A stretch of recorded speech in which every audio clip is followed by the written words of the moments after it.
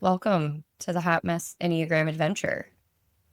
Yeah, it is feeling like a hot mess. Here we are, middle of August, and it's literally hot and humid out. Life feels really messy. The world feels really chaotic. But here we are recording this podcast. We're showing up. We're showing up. So, all right. Welcome to Enneagram Adventure, which you already heard, but this is Tannah and I's podcast where we talk about life things and growth things through the lens of the Enneagram. Tannah and I are both IEQ 9 certified coaches. So we use that tool to help others learn and grow through the Enneagram. Anything you want to add to that? Oh, I do have one thing quick. We just went over 100 on our TikTok channel, which maybe doesn't sound like a lot. Social media is like a weird thing, guys. And so hitting 100 feels like a pretty big milestone on that platform. So That's great. please, if you're there, go find us at Enneagram Adventure on TikTok, YouTube, Instagram, all the places. Perfect. I like a little positive note jumpstart. What would I add? I would add that you can find us where you digest all of your podcasts. So iHeart, Spotify, Apple, YouTube. So share, like, subscribe, comment, DM, carrier pigeon, whatever is your means of communication with us. We look forward to it. I will preface that I have been battling a plague-like illness for about a week, and my voice is sounding very sultry. Let's go with that. Mildly abrasive. So I apologize in advance for that, but this is what you get today. Right. Yep. But I am very excited to record. We haven't recorded for over a week, and I hate that. Head on the last couple because you were going to be out of town. So Yep. we can be back to our semi-regular scheduled programming. How are you? I'm good. I mentioned when we first hopped on, went for a run today. It's stupid humid. So it was a really like sweaty, icky kind of run. But it's done. But I did it. So Great. yeah. Great. Aaron's out doing all kinds of gross yard work now. Ooh, lovely. For those of you who haven't been following along on our Instagram, Holly tried to kill me a few weeks ago while running, and I'm a glutton for punishment, so now I'm doing this running thing. I wouldn't call myself a runner. I'm dabbling. I'm enjoying it. I have not gotten injured, which is great. So I appreciate you pushing me because I think that it's doing a lot of good for me. It is. I am normally a Peloton bike person.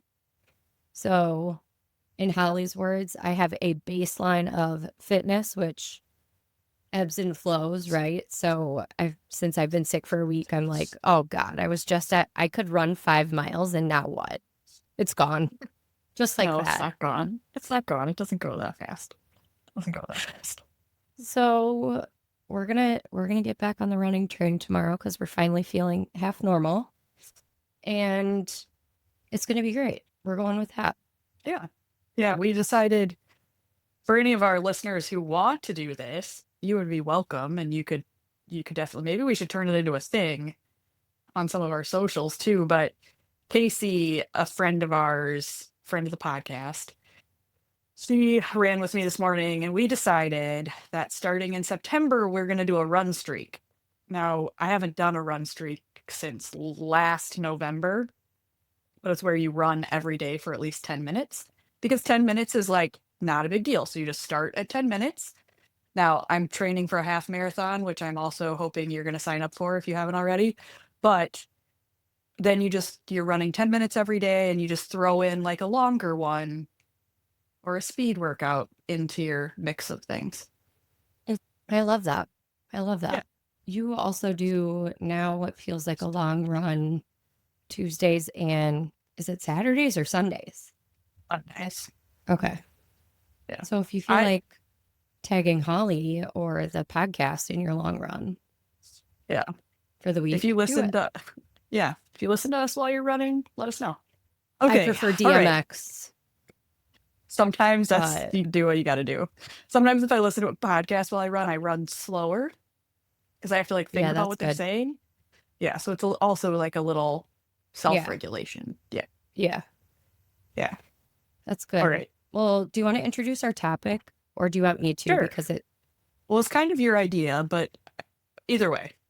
yeah, I I mean, think we just I'll rabbit have holed for you, like however long that was about running. We'll get to our actual yeah, podcast topic. we'll get, we'll get to the content here, I guess, someday. But I thought about this topic through a little bit of chain of event style thinking and some things that found my social feed that were kind of all pointing into that direction. So naturally, when Holly texted me an hour before we start the podcast, so what do you want to talk about? I'm like, well, I had this thought 4 days ago. All of these other things that are pointing at it. So what do you think? You can explain it maybe a bit more eloquently than I could over text. So I'll let you kind of introduce it. So, what we started kind of riffing on via text an hour ago was this idea of how we perceive people once we know their number. And this could be happening like just as you're learning the Enneagram and you get curious about, like, oh, I think this person might be this or that. And there is some danger in typing people that you can be wrong.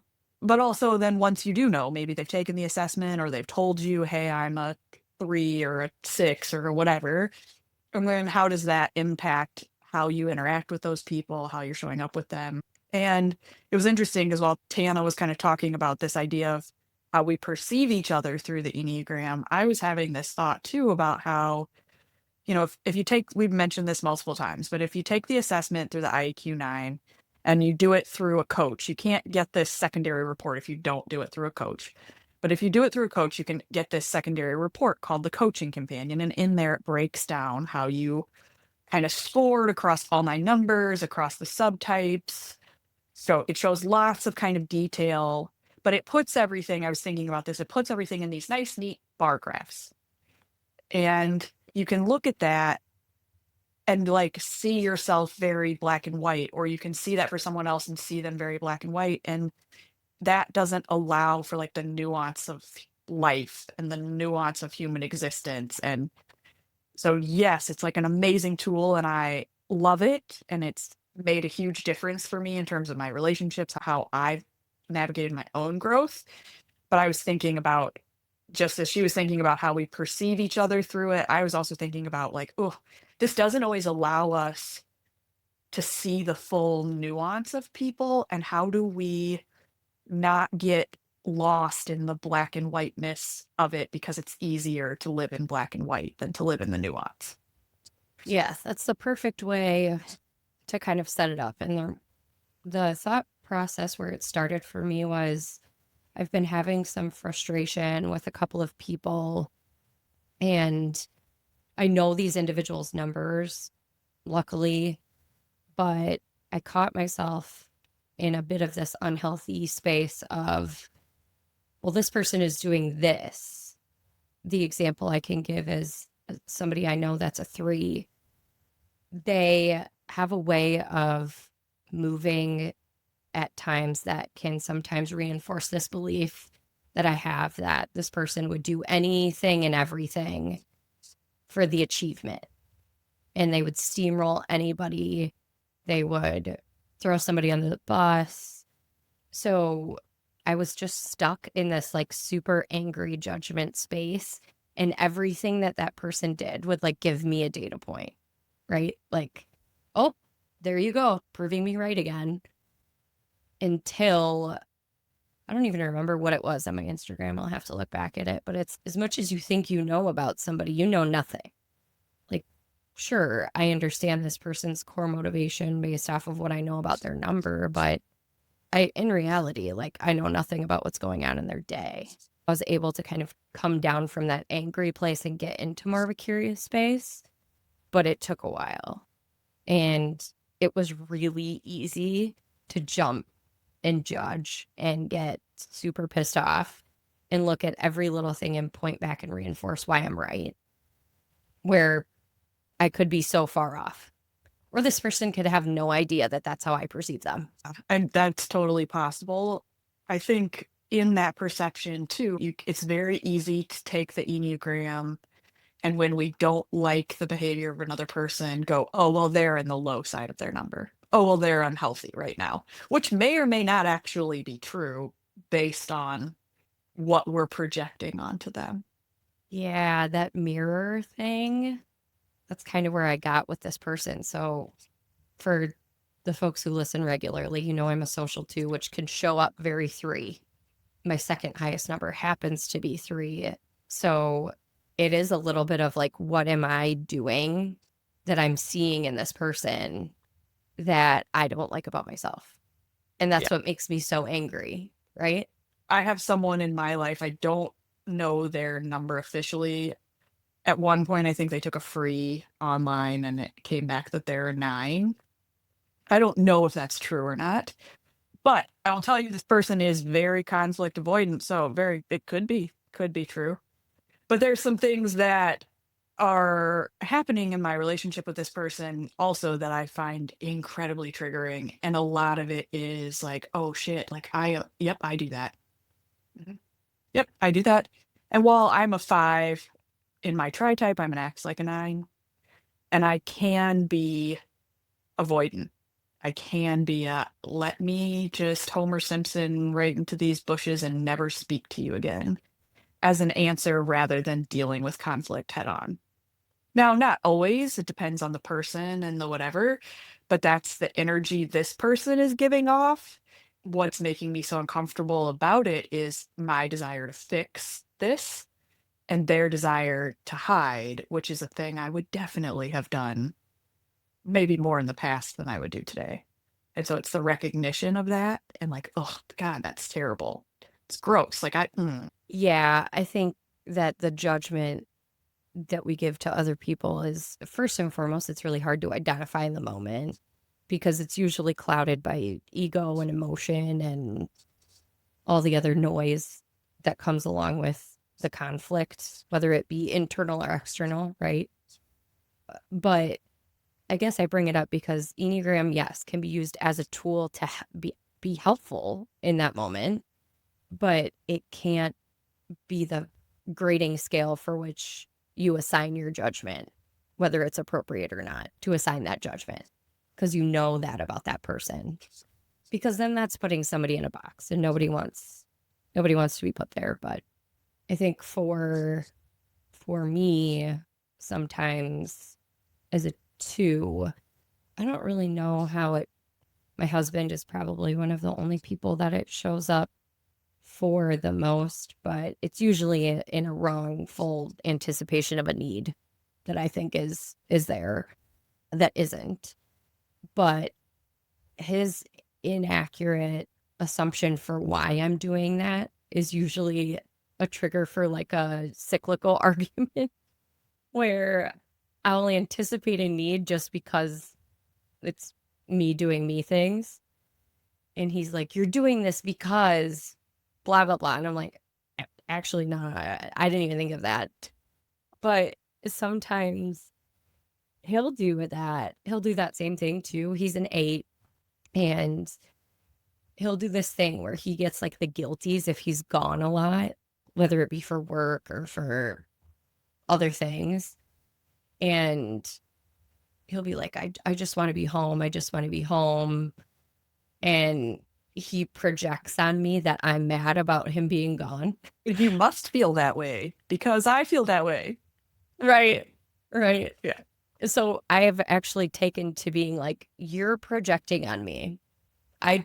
In this moment, I do not care. Your choice is your choice. And he's like, see, just you saying that your choice is your choice. No, just literally mean that. You're not chained to the water heater here. You're not like being forced to go anywhere. It's wild. Even that though, like sometimes that can be interpreted as passive aggressive, and sometimes I'll tell you I use that argument with Aaron as a little bit of like you're going to do whatever the fuck you want to do anyway, so just do it. So Which just is do like it. it is passive aggressive in some instances, but there are other times where I'm like, I don't really, please, Like, I don't care. just go do it. because I don't like I don't want to talk about it or I don't have energy for it or whatever. The 5 in me is like, no, I don't. You make your own decision. You're a whole ass adult. Oh my God. And then, but for me, people who have kids might be able to resonate with this, but then I'm like, I would rather you be, I'm super excited because I'm home with them, like with 100% of the load right now. So either go enjoy yourself and shut up or come home. I don't care. Yeah. Pick a lane. Yeah, it's not really serving anyone for you to feel guilty because you're not there. No, no, Yeah. no. Well, maybe we should run through the numbers a little bit Yeah, or the best we can in terms of this yeah, perception. And I think about it to hear it sometimes when I teach the Enneagram in teams where people will talk about how they perceive certain numbers and whether or not the number would fit in on their team or things like that. yeah. And I will tell you that a while I had this sort of perception of ones that was like, ugh, ones, they just drive me crazy and I'm triggered by them and why can't they just let it go and whatever. And that perception of the one and the sort of rigidity that a one can have and the sort of that when they catch that one tiny little mistake where you're like, who in the world even notices that? And what I've realized in that is that was an easy way out for me in certain relationships if I knew that about a person was to be like, "Oh, they're a 1." And that is not not one, a healthy way to live and be constantly, like, having this bias, but then also it wasn't taking into account what I was actually being triggered by wasn't that person. It was the person that those people were reminding me of in the moment and the sort of history associated with the red pen on a research paper or things like that. And that's my own stuff to deal with that has nothing to do with the ones in my life. I have a soft spot for ones because I just know how hard they are on themselves, and it makes me very sad for. So and I also have some one in me. I'm a acts like a one, so it's it's a bit of rigidity that can show up in me that I can appreciate about them. For me, and this goes with the mirroring thing that we were talking about, my judgment is more 3 and 7. Sometimes I have a thing, and again, the other individual that I know is a 7 was the individual that I've been having some trouble with, right? And my judgment of this person is like, wake up, like, get real with what's yours and let's address it and let's keep it moving. And you're not doing it because I know exactly what you're doing. You're a 7 and you're running away from it and you're trying to avoid, and it's making my life harder. And I need you to get it together, right? That's the entire conversation loop that I'm having in my head. When this person had some life changes recently, they've had a significant amount of change going on outside of significant life things. And I'm trying to push this person through a change curve, right? Faster than they can even realize that they're in one. And I think I'm still not like completely digested through that. And it was more so, the more I thought about it, it was more so through the vein of like a jealousy, like, wow, must be nice to be able to completely push problems and things that need to be done completely out of your head. When, as I thought about it, I'm like, well, I don't know if they're out of their head. They're just not actively thinking about them all the time like I am. And like, is that healthy? Is that healthy? Probably not. But it's again, like the level of frustration. And it took me, oh my God, I don't know, probably a week and a half to be able to even start seeing any sort of other options for why this was happening. And there's some situations, right, where it's a little bit around what's the expectation and they need to move through that in a certain way, right? If you think about a work environment as an example, where if there's a set expectation and you're moving in a way that's actively working against that, then you've got a problem, right? Then it's internal work that you have to do within that within your number to understand what it is that you're doing, how to reach that expectation with still being true to yourself, right?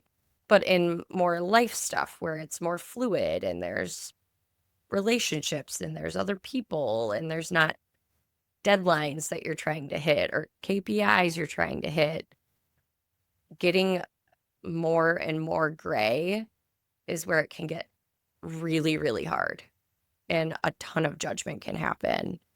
And I can also use my sister as an example, who's a 9.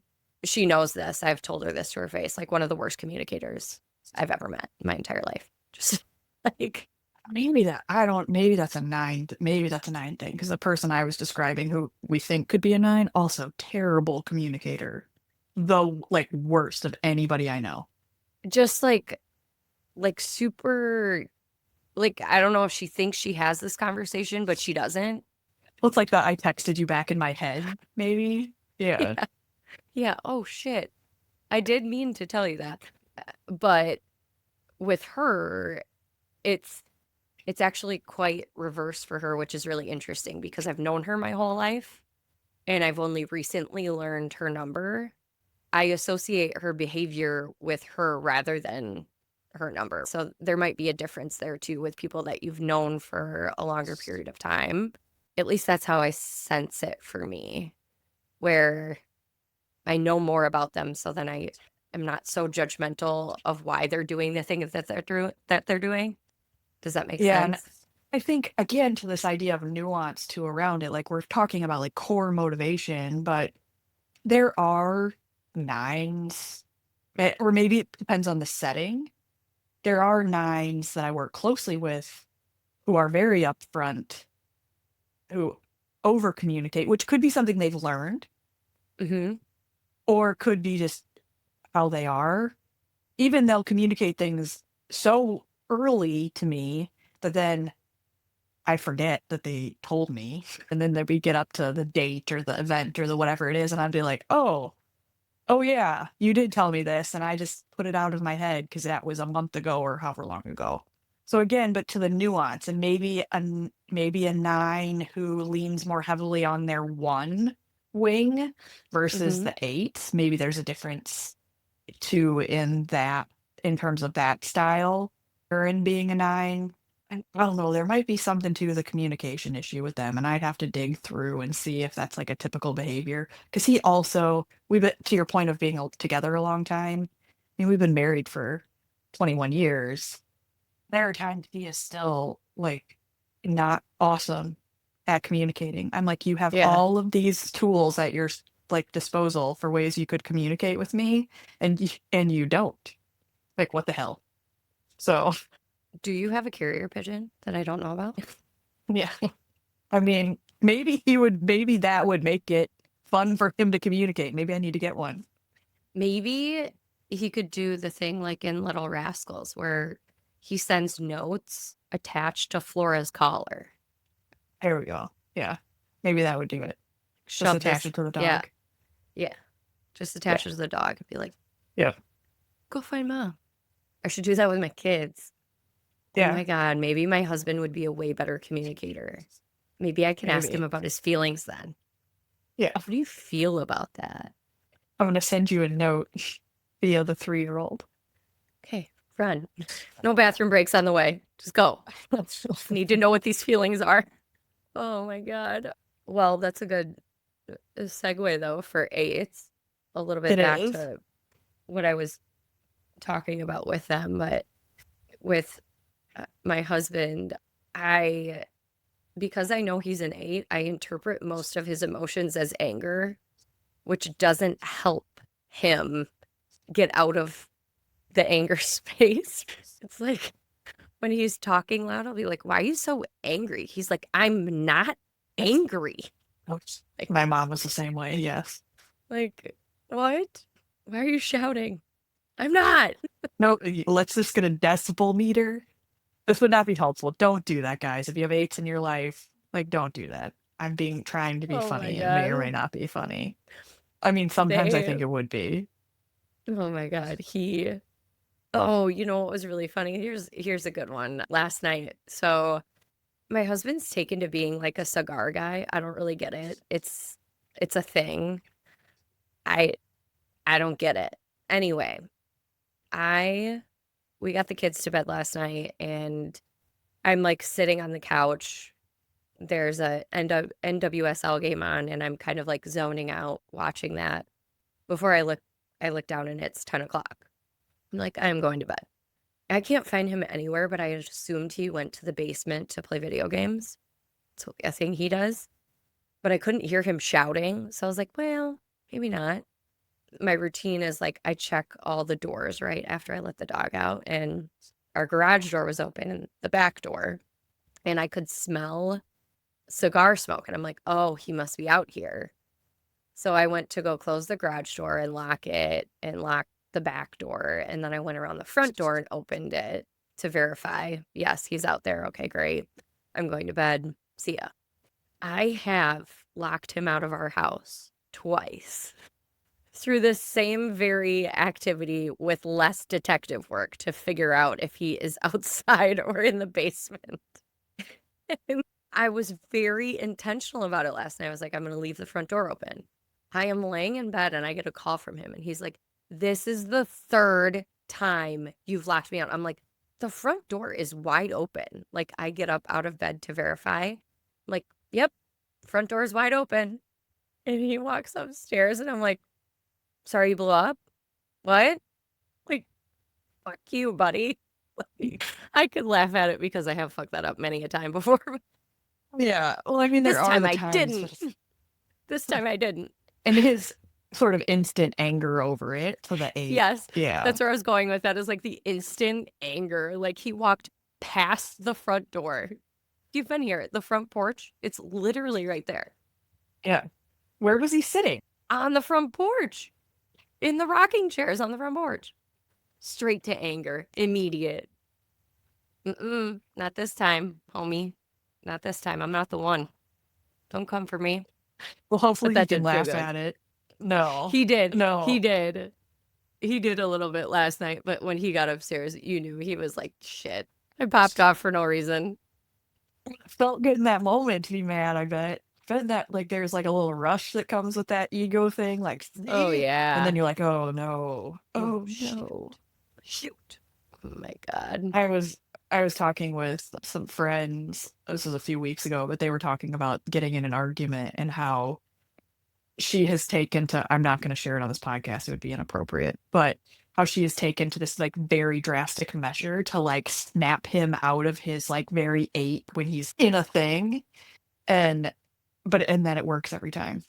But Is that like when I'm really emotional and I'm about to cry, my friend who's an 8, she tells me I'm ugly? I mean, maybe, yeah, but it's like She's like, it's "Oh my like God, you're ugly. You suck." Blah. And I'm like, "Oh, I'm done crying now." The hell? but also that's not very nice. Like, come on, could we have a little, just because you crying makes this person uncomfortable, like, stop it. Sit in your discomfort there, 8. I hope you listen to this episode because I know exactly what you're funny. talking about. Yeah. Oh my God. Anywho, yeah, 8. My judgment of anger. He did prove me right in that instance, but sometimes his anger isn't really anger. And I need to hold a little bit more space for that. Well, Because even if he doesn't know it. right. Well, and how can that, and that's I think the main judgment of 8s is this sort of instant jump to anger. And I sometimes meet 8 energy in this, maybe not as much in personal friendships, but in day job situations with 8s. I tend to meet the 8 energy with like full 5. And I have 8 in me, but instead of needing it with 8, I just need it with 5, where I'm like, oh, all right, I just sit there. I'm just going to basically not acknowledge this anger that you're spewing out. I'm going to wait for you to be done. And then I'm going to say my piece. And when you continue to be angry at me, I'm just going to sit there and look at you expressionless. Yeah. I'll wait. I'll I'll wait. wait. Yeah. Let you just get it all out and then we'll get to a better place. Yeah. That can be the perception of, and maybe I'm wrong in that. Maybe maybe if I did react in some way, they would stop coming at me with all this big energy. Well, it's a little like if everyone just stated what they needed, our lives would be a lot easier. What do you need in this moment? Yeah. I can't make it through a podcast and not mention Brandon, but he and I talked about this a couple weeks ago too, where we were talking about masculine and feminine energy a little bit. And we were talking about how I just want the masculine energy, which is the more direct, like just say the thing, just Mm-hmm. say the thing. And just like you're a little bit of all 9 numbers, and I don't want to make this about masculine and feminine. That's like a topic for another day. But everybody is both masculine and feminine in some Mm-hmm. way. And but that's like my desire. And like, just say the thing that you need to say and just put it out there. And then we'll deal with it. But like the sort of twisty, backhanded, nice to the face, talk shit behind your back, which is a little more on the feminine energy side, I'm not interested. But I feel like a lot of people think they're avoiding conflict in that space. And that is something to appreciate about eights is typically they're very direct. I mean, it's holding on to a lot of stuff if you're doing it that way or if you're moving like that, where you're saying it behind somebody's back. But also, this is another podcast topic for another day, but if it's misaligned with your morals and your like authentic self, then inevitably it's going to put weight on you somewhere where you're then not offloading that, whether that be like because you're being sneaky about it or because you're being mean to that person and you know you're being mean to that person or whatever you're doing that's misaligned with it, it'll show up at some point. And I'm not an expert in that. I'm not an expert in that sort of masculine, feminine energy space. Yeah, it's interesting. It's also like, I mean, again, topic for another day, but it's like the avoidant, anxious. What are the attachment styles? That's what I'm trying to get to. Yep. Well, we talked a little bit about 7, but anything else you would add about 7 in the space of judgment? In the space, yeah, and how 7s are perceived. I tend to romanticize 7. I've said that before on here. And that can make me have a little bit of a blind spot, I think, sometimes. But if I do have a perception of them and a judgment associated with it that doesn't allow for the nuance, it's the don't lots and lots of amazing ideas, but don't actually action or finish any of them. Mm-hmm. I experience that a lot with the 7s in my life where it's like, this is a great idea. Like, let's do it. And in my head, I'm like, okay, we're doing it. We're going. Like, we're all right. Let's go. And like, oh no, nope. Mm-mm. Don't actually do it. It's just an idea. And so that has shown up for me with 7s a lot. You're the master of making the friend vacation get out of the group chat, and the Yes. 7 is introducing the idea. But then when they flake out, I get pissed. Yeah. Right? So that's like the thing is I'm like, no, no, no, you said that you want, so I planned it. I booked the flight. Like I'm dry or whatever it is. And now you're, oh, actually, sorry. Sorry, I can't. Yeah. Yeah. Yeah. Well, 6s, you and I both have a few 6s in our lives. The 6s I have in my life, I'm super close with. And again, I've known for most of my life. So it's easier for me to like not experience them in a certain way. But one the closest six that I have in my life, I've heard other people say about her that they had a fear of being judged by her, so they wouldn't share something because they didn't want her to say, well, had you done X, Y, or Z, or had you like they assume that she wouldn't just hold the space for them, which I think is really interesting.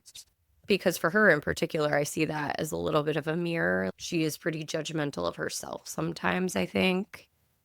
And so that might be the energy that she gives off for those people. But I think in something you just said that if that's the perception with a 6, and I think I've been guilty of this too, there's an energy that comes in where you want to fix it for someone or yeah. you want to give your advice or whatever.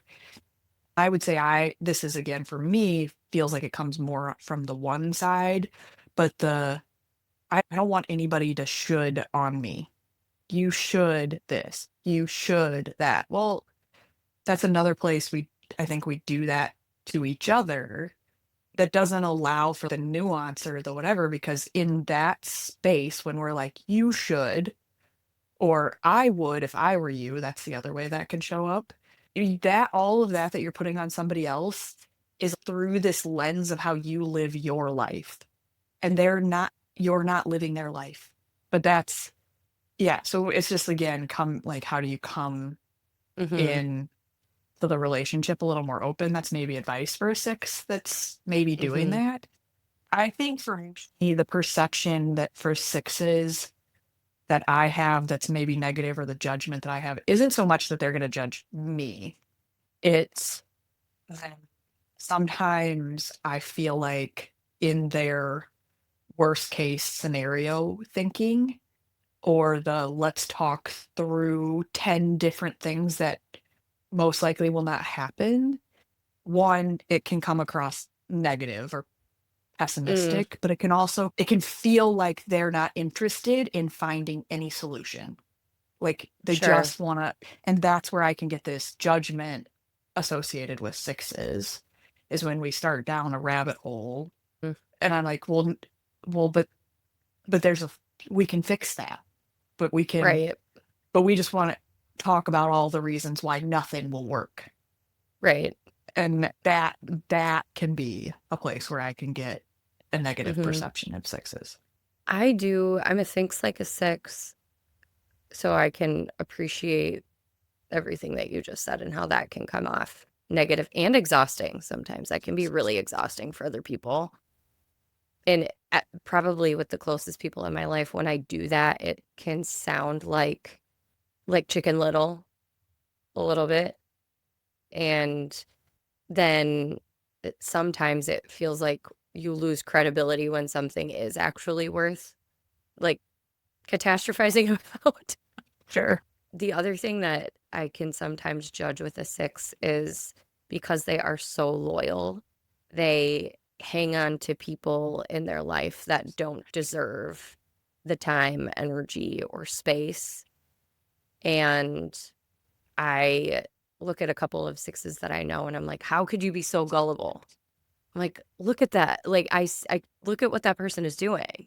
And because they're so loyal, like, oh, but this, that, or the other thing. This is why Right. they're doing that. So that's another thing that I can get stuck on with them too, which the gift in that for them is being able to, you know, try to see the best in people at times. But the watch out is if somebody really is not who they're saying they are, or is treating you poorly or something that you don't deserve.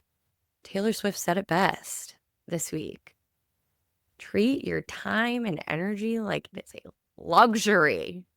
If not everybody can afford it. Hell yeah. Yeah. Yeah.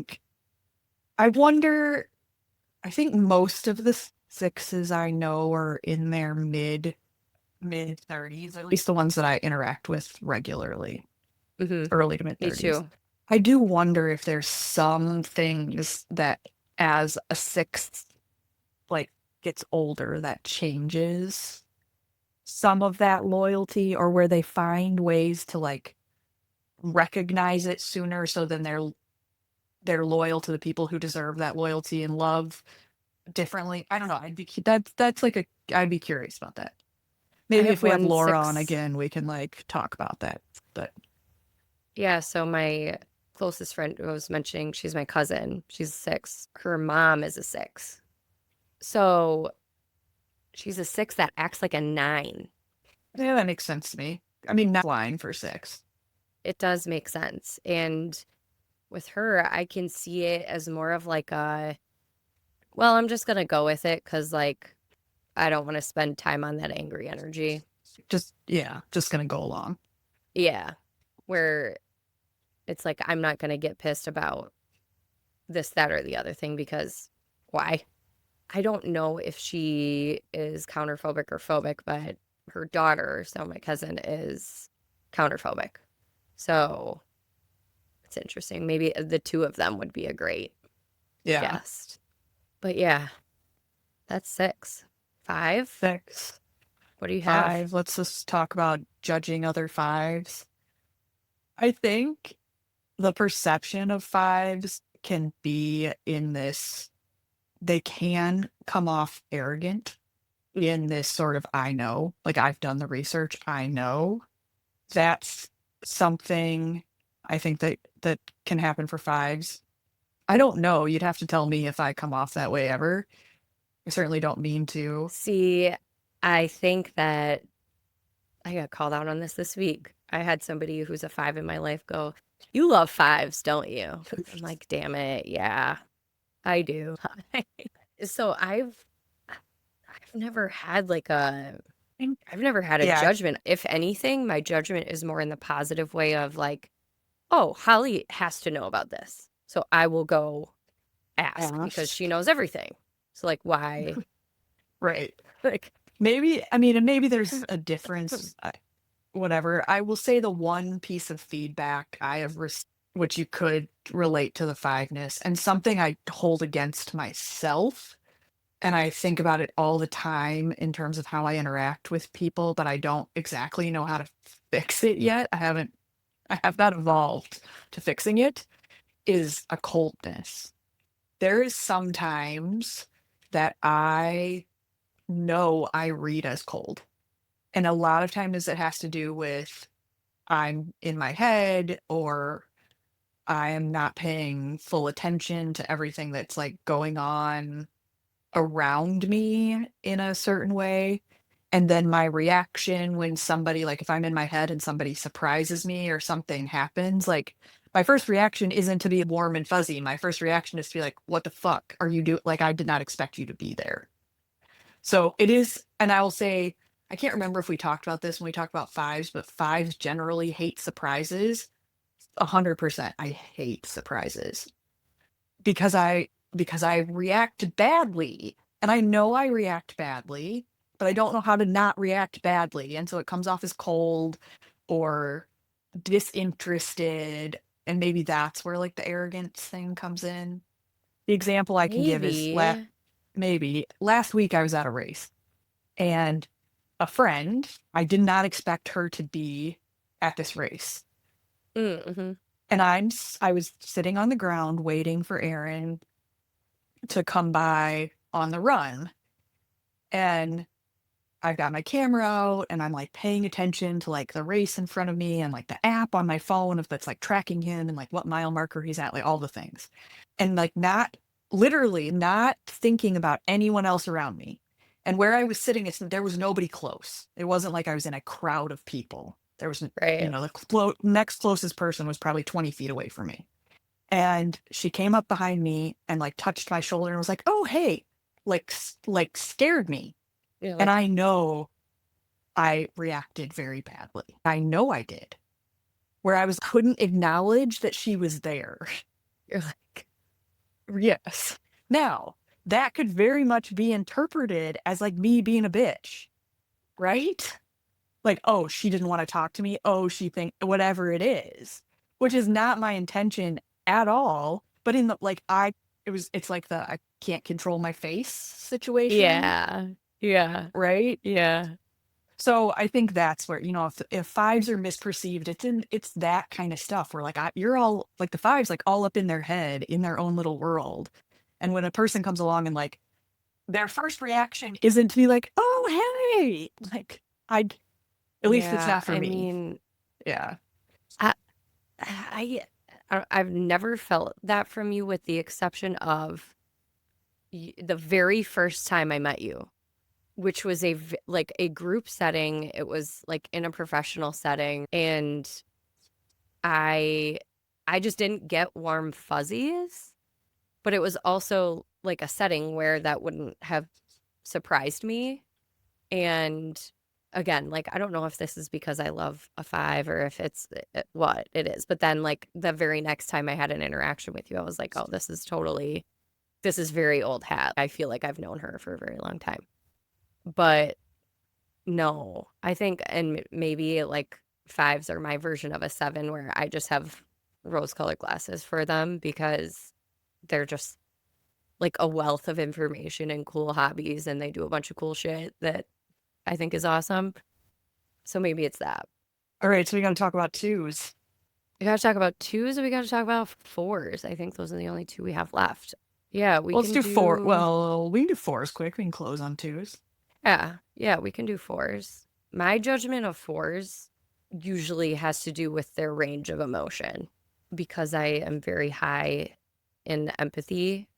I It's really hard for me to stay on their same wavelength without feeling super overstimulated and overwhelmed. So because of like their wide like range of ditch to ditch emotion and how stuck they can get, those are the two things with fours where I've found myself being like, oh boy, here we go. I'm going to have to try to convince this person to get out of this feeling that they've decided to put a whole ass tent in and hang out in for a really long time. I think, yeah, if there was a judgment against fours, it is in the age super dissimilar from six, although for sixes it's a very heady, it's very thinking, and for fours it's very feeling, but it's the same thing of like you can get in the like they can like kind of it's like the little frog that buries themselves in the mud, and the four can like dig in and be like, nope, I'm Mm-hmm. just comfy being unhappy with everything. And sometimes for me, that can be very uncomfortable. And there are some fours in my life. We had Hector on our last episode. It was this beautiful story and all of these big, deep feelings, which is amazing. Mm-hmm. But every once in a while, that's the judgment. That's the perception that somebody could have is like, you've just decided to like bury yourself down there and you're not willing to come up to the light. Well, and you bring up a really good point with Hector too, because he's like so high feel. When we talk about like masculine and feminine, I thought about this a lot after we talked with him of like him struggling to find like a connection. It's because it's unexpected with masculine energy. Like if you're a male and you're high in feeling, that's unexpected. So it's hard to like have this stereotype in your head and then have so many feelings and emotions coming out of someone who's a male in your life. And it's the societal, like not just your number or your gender or any of that, but it's like the societal thing that comes with it too. I think yeah, it's the point of society. I think anybody who it's one of the reasons that people say shit about women being, Oh, yeah. in government or being leaders or whatever. It's all wrapped up in the feelings. And for fours, yeah, that could be a thing for them. Hmm. I think I'm a feels like a four, so I do probably I mean I can have some of those tendencies, which is a little bit too, right? Where it's like, no, I'm gonna stay down here and like right Yeah. now, not necessarily healthy. No, but I think that like recognizing the gift and the emotion and then being able to articulate it and live in it long enough to feel it and then hopefully move on from it, right? Yeah.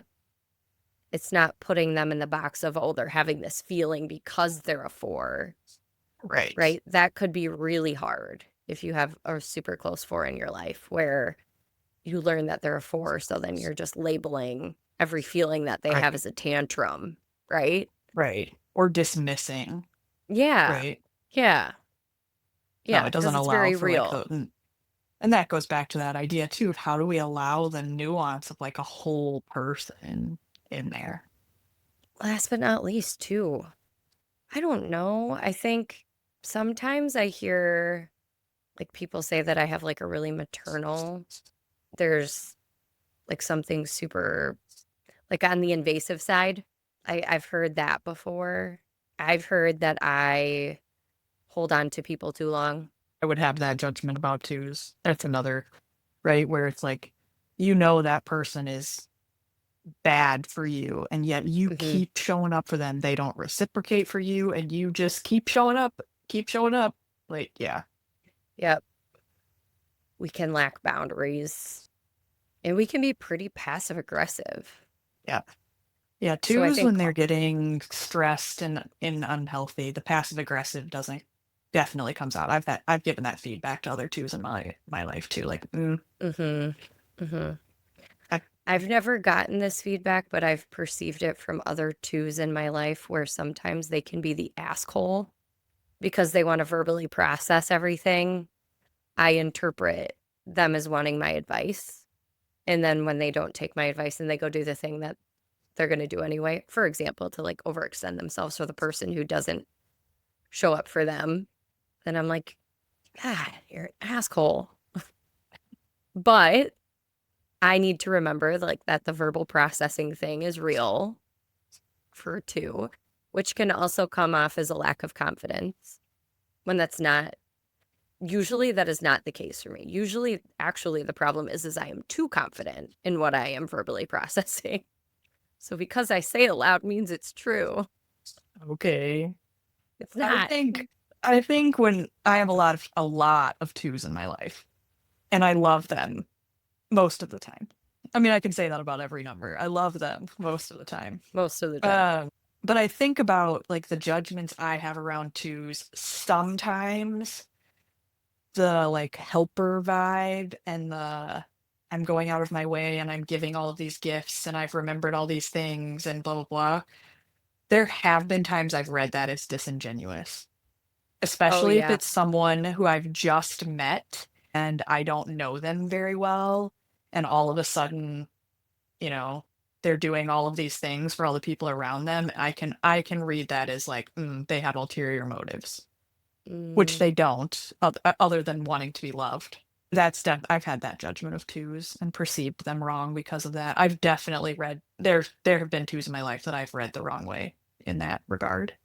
yeah, I think I've heard a 2 that listens to this podcast will think like people think her being genuinely happy is like a front, but it's not.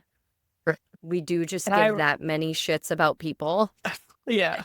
Yeah. And the withdrawing numbers are like, how in the world do they do that? Like, how is that possible? I know. Yeah. I know. My social subtype kind of doubles down in that, but it is sometimes helpful because if that's not what the group needs from me, I can pick up on that. I can pick up on if I need to be a wallflower. Like, but I think if I were to give advice for people who put 2s in a box, it's that we do just genuinely care that much. It's just that we don't have a great meter for when we've given too much. Because then when we neglect ourselves, it shows up in really ugly ways. So whether it be like going towards the giving side or if it's like on that negative side of we've given too much, it is all with good intention. It's sometimes we need you to state what you need, even if it's nothing.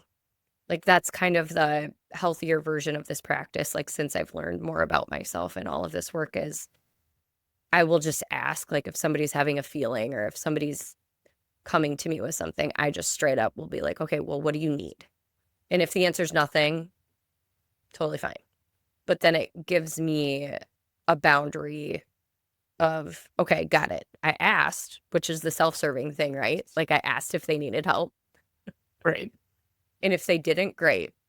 But in the moment, it's a tool. So if you are to, or if you know it to, it's well intended. It's just sometimes imbalanced, as It we is. are, And as yeah, and humans. that's the other judgment is when twos are anticipating other people's needs. So that like you just gave like the perfect advice to a two. Just ask. Don't Just anticipate. ask. Just ask.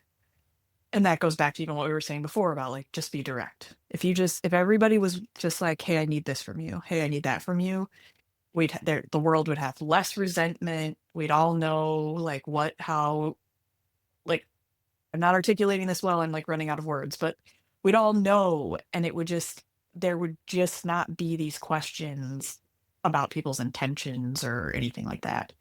So I think that's great advice for twos because when they anticipate wrong, that's also a disaster. Oh, sure is. Yeah. Sure is. All right. So I'm pretty sure we covered all the type, I right? think We we didn't miss did. anybody. I think we did.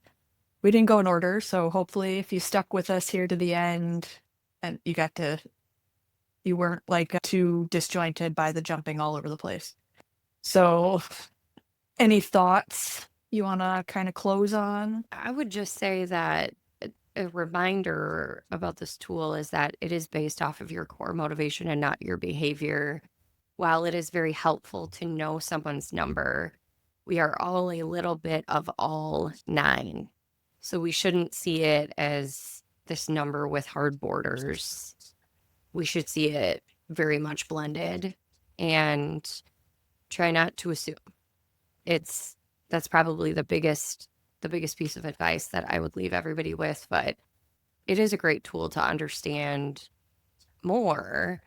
Just don't get too bogged down in creating a tether to a behavior or a feeling or a label or a name. The two, the considerate helper, like that doesn't have to define everything that I do, nor does the investigator as a 5 or a competitive Right. achiever as a 3 or the adaptive peacemaker as a 9.